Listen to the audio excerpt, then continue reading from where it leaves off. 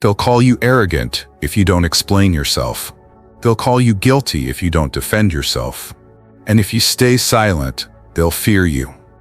You've been trained to believe that silence means weakness, that defending yourself means strength, that if someone attacks your character, your name, your decisions, you must explain, justify, and beg for understanding. But that belief, that's the trap. In the court of public opinion, defending yourself is not self-respect. It's submission. It's bending the knee to the emotional whims of others, people who gain power not by being right, but by making you react. Because here's the truth. The moment you explain yourself, you lose status. You show that their words matter. You show you're wounded. You show you're not in control of the narrative. You're chasing it. This is where Machiavelli steps in. He understood a ruthless law of power. Whoever defends himself proves his guilt. In politics, in war, in relationships, the one who scrambles to justify their position appears guilty, even if they're not. Why? Because defense is a reaction, and power doesn't react, it sets the tone. So in this video, I'll show you the Machiavellian strategy to flip every verbal attack, every social accusation, every manipulative insult into raw, silent dominance. But then, don't just learn, subscribe, and become a part of the select few. Make sure you like, comment, and subscribe to this channel. Every day, we release a new video that makes you better brick by brick, one step at a time. You'll learn why defending yourself is emotional suicide. You'll learn how to become immune to provocation. And most importantly, you'll learn how to reverse the pressure, so your enemies fold under their own aggression. Because when you stop defending yourself and start controlling the frame, you no longer look like the target. You become the judge. So stay cold, stay silent, and let's begin. To begin with, you need to understand the psychology of the attack. Not every verbal attack is harmless or easy as you see it. There are hidden motives behind every attack. Not every attack is designed to destroy you. Some are subtle, some wear a smile. But beneath them all is a single strategy: bait. People provoke you not always to hurt, but to force a reaction.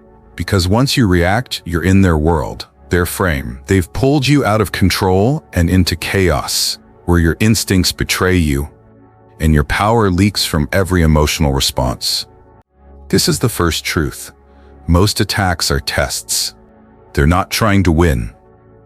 They're watching you, studying you, measuring your temperature. Can you be rattled?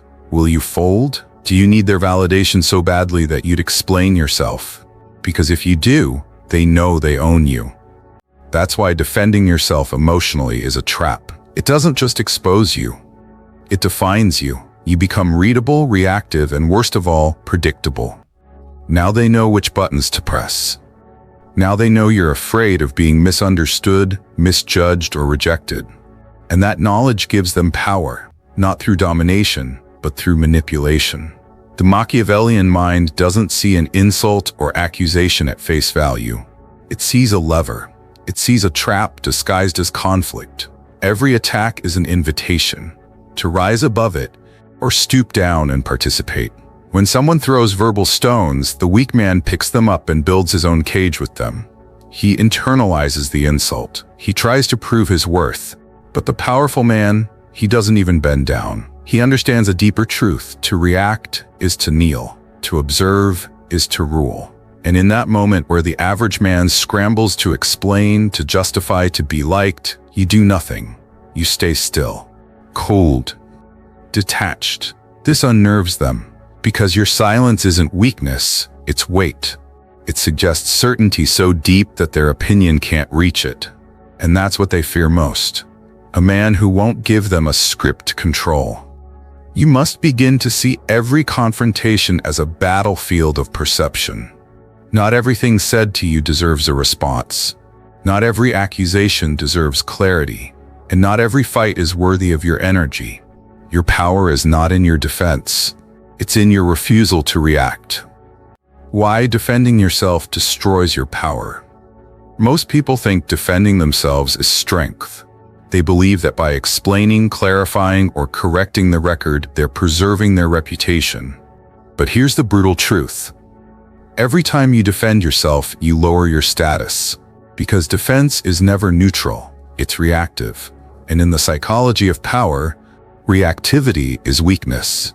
When someone accuses you, insults you, or questions you, and you defend, you've already accepted their frame. You're saying, yes, your opinion matters.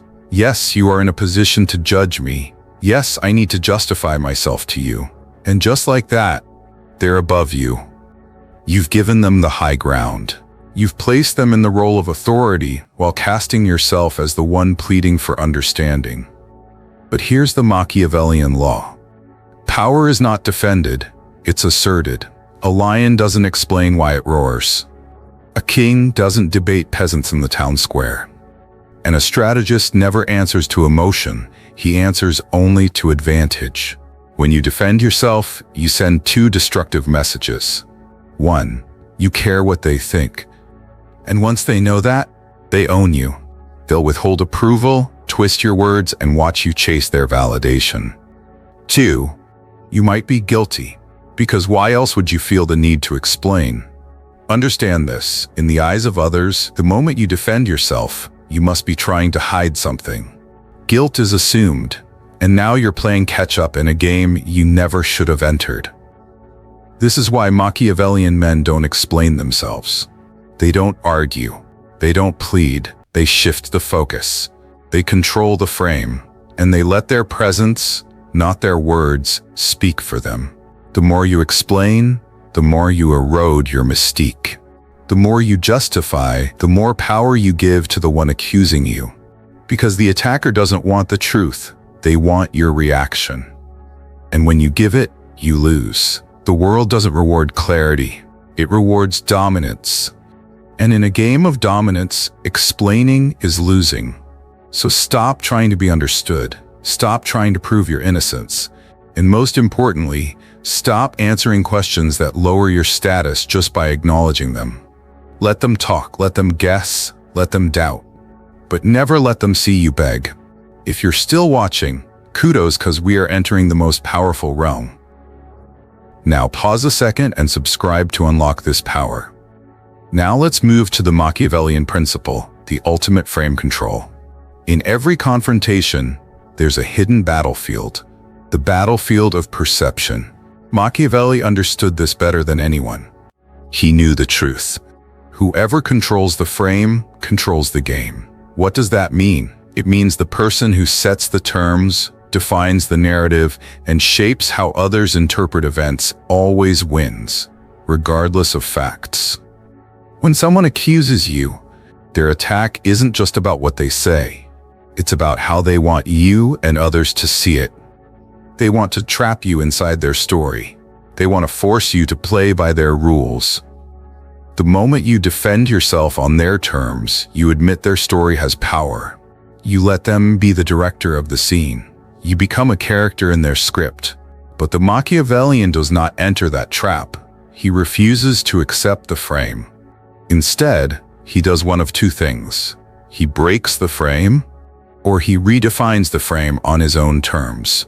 Think of it like a chess game. Your opponent tries to corner your queen, but you move the board. You change the rules. You shift the conversation so drastically, they don't even realize the attack missed. This is the power of framing. It's not about proving facts or being right. It's about owning the meaning behind those facts. It's about setting the stage so the audience sees what you want them to see. For example, if someone calls you arrogant, the weak man rushes to apologize, justify, or explain. The Machiavellian calmly says, confidence threatens those who settle for less. No defense, no argument, just a statement that shifts the narrative from accusation to compliment. Or if someone tries to paint you as manipulative, don't explain your intent, question theirs. Isn't influence a skill everyone wishes they had? Suddenly, the frame flips. Control of the frame isn't about winning a debate. It's about making the other person's attack irrelevant. It's about forcing them to react to you instead of the other way around. And the key, Don't argue inside their frame. Redefine the terms entirely. Master this, and you don't need to prove a thing. You simply make others question their own assumptions. Machiavelli's genius was in seeing beyond the words. He saw power as the art of perception control.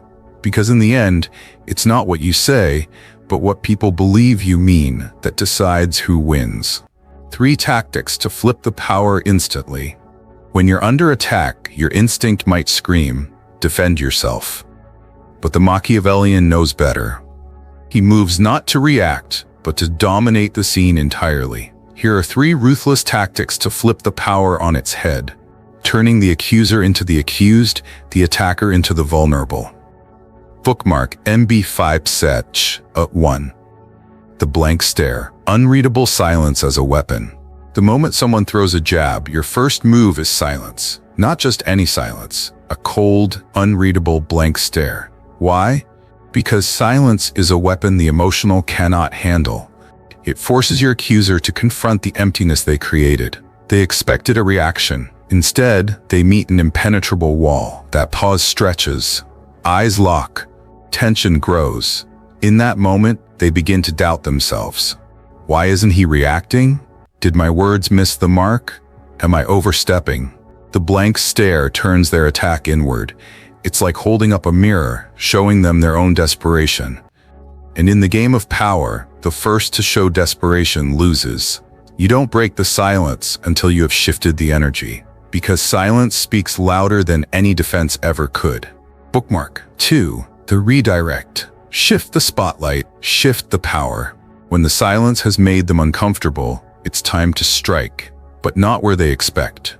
Don't respond to the attack. Redirect it. This is about control of the narrative. If someone accuses you of arrogance, instead of defending, say calmly, "Tell me, how do you handle success?" Or, "Interesting point.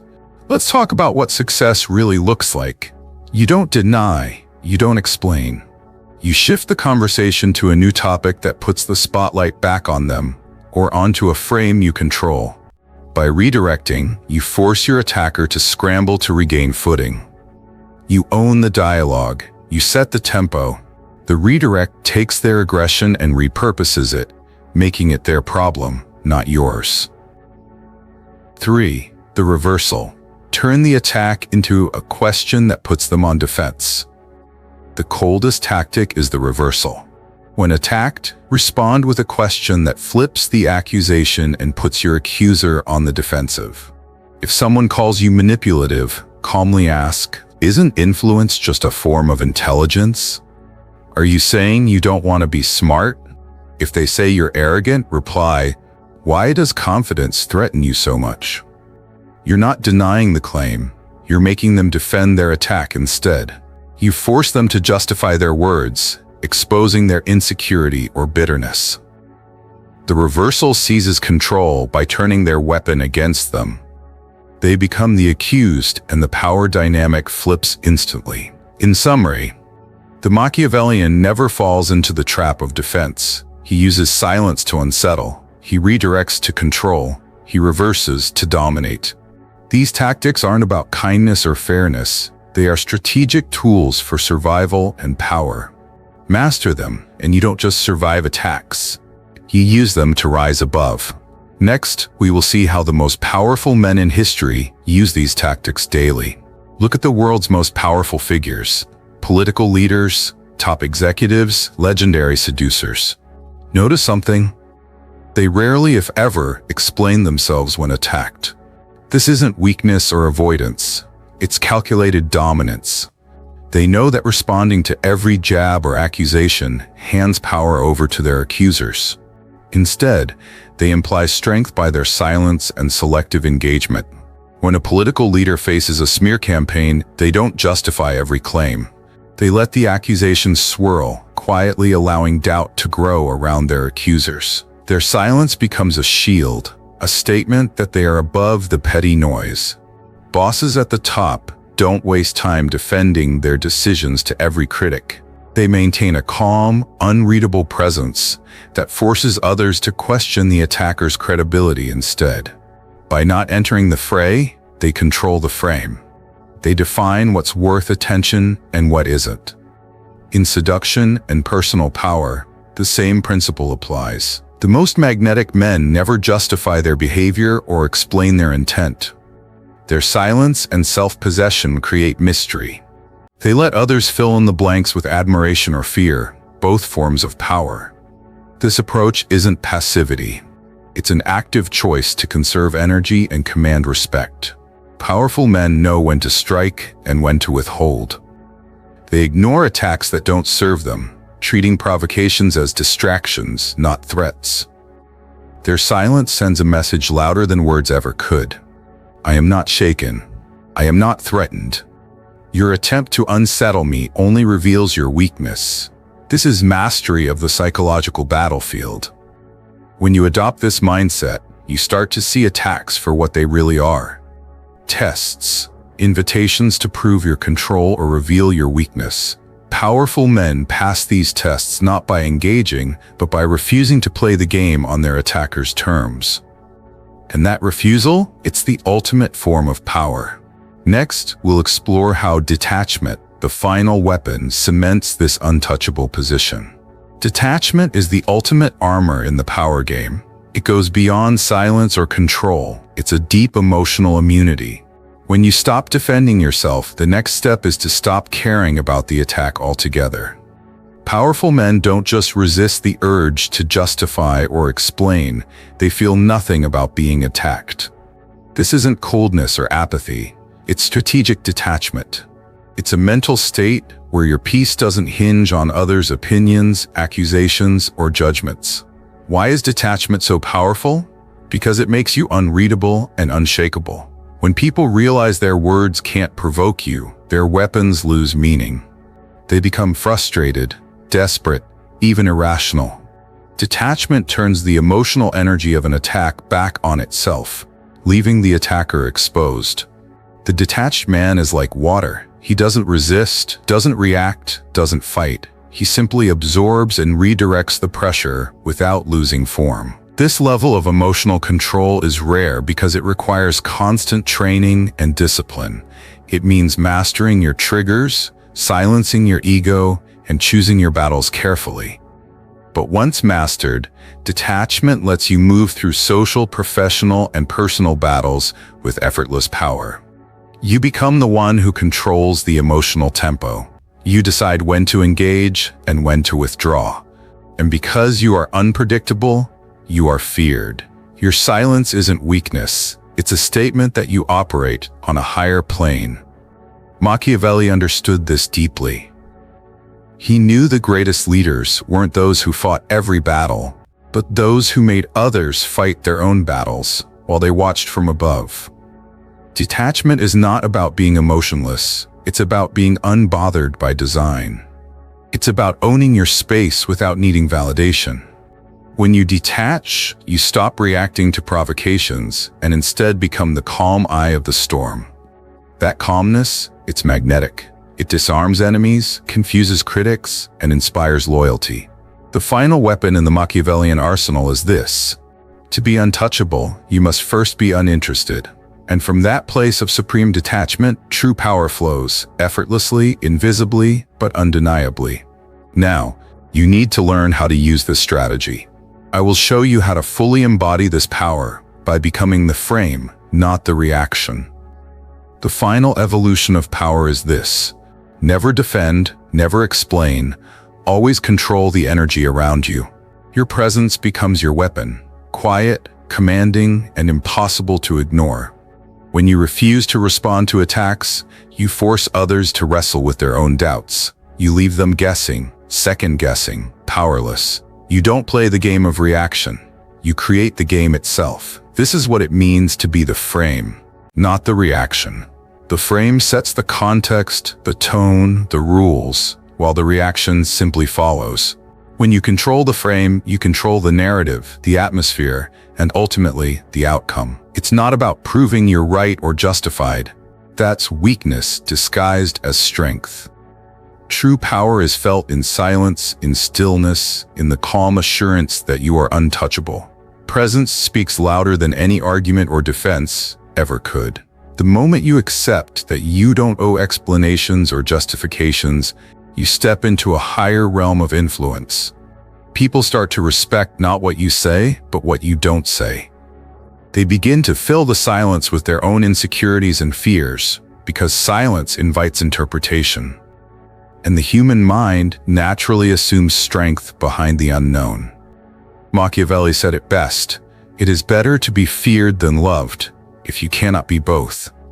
But even more than fear, it's about being unpredictable and confusing, because the confused opponent is cautious and controlled. Your reputation stops being about likability or approval. It becomes a force, a stronghold no one dares challenge without consequence. By never defending yourself, you build an aura of mystery, strength, and danger. This aura turns your enemies into liabilities. They become the ones who look weak, reactive, and desperate. So the ultimate rule is simple. Don't chase approval. Control perception. Be the still center that holds the room. Be the calm before the storm. Be the frame everyone else reacts to, but no one can break. This is where true power lives. And once you claim it, nothing can take it from you.